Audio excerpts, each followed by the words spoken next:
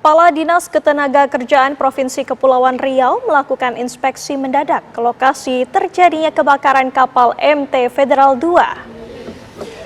Inspeksi mendadak ini dilakukan dalam rangka pemeriksaan intensif terkait keselamatan dan kesehatan kerja K3 perusahaan galangan kapal PT ASL Batam. Dinas Ketenagakerjaan menyoroti sistem pengawasan oleh perusahaan terhadap keselamatan kerja, terutama pekerja yang sedang melakukan pekerjaan di dalam lambung kapal tanker. Pasca kebakaran kapal MT Federal II yang menewaskan 11 orang pekerja, seluruh kegiatan di kapal tersebut akan dihentikan sementara hingga proses penyidikan selesai.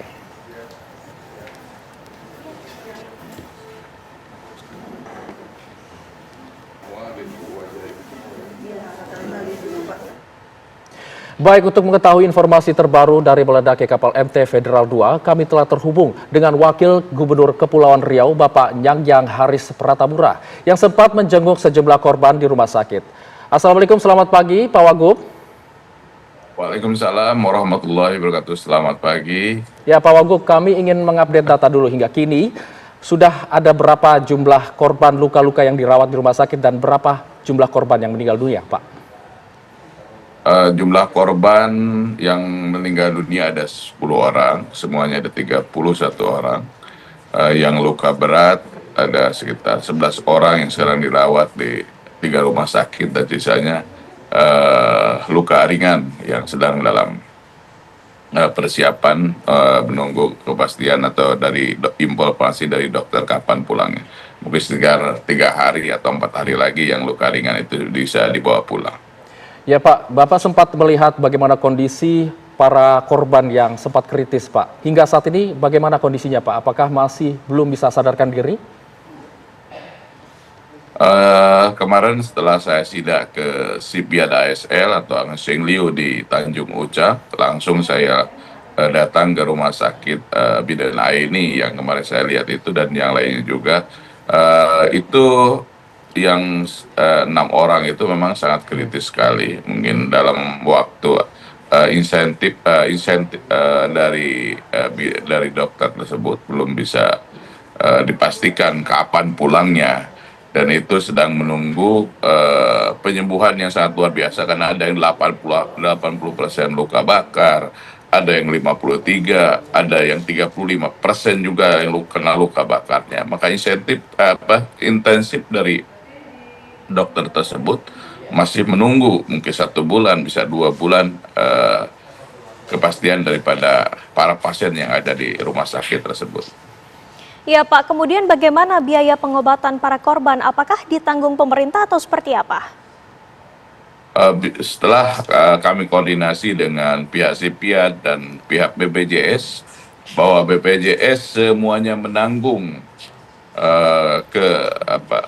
kecelakaan tersebut. Ada yang sudah meninggal, jaminan kecelakaan tersebut dari meninggal, luka bakar, sampai nanti cacat seumur hidup juga itu ditanggung oleh BPJS.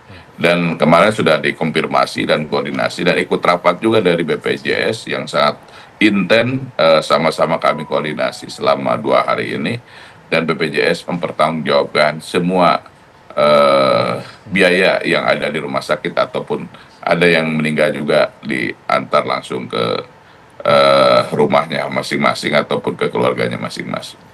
Baik Pak Wagub, kami juga ingin tahu nih Pak, untuk para korban yang meninggal dunia apakah sudah ada santunan dari pihak pemerintah kepada para keluarga korban meninggal dunia ini Pak?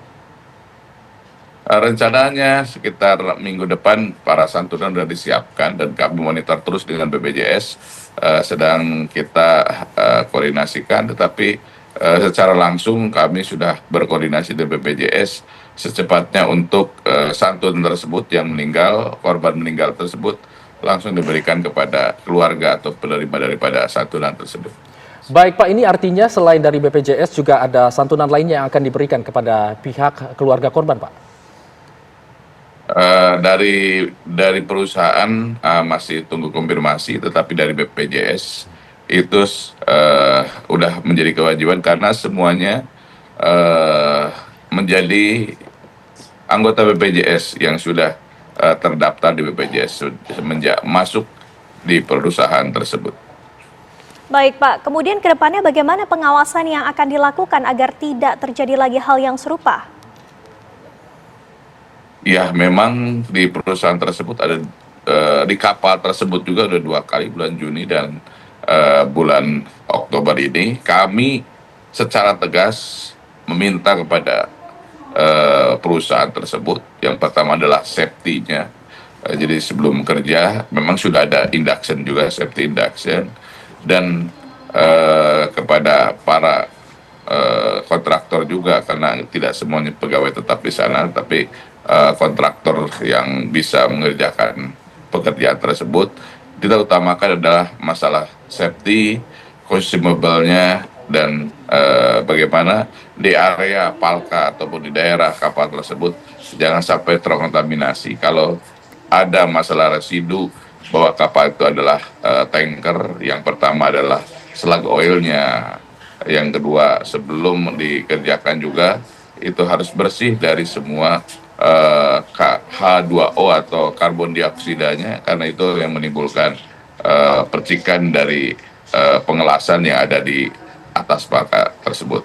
Yang utamanya kita memang harus mempertegas kepada perusahaan tersebut terkait dengan safety, jangan sampai ada permasalahan dari safety tersebut. Baik, terima kasih Bapak Haris Pratamura sudah bergabung bersama kami di program Kabar Pagi. Sehat selalu Pak.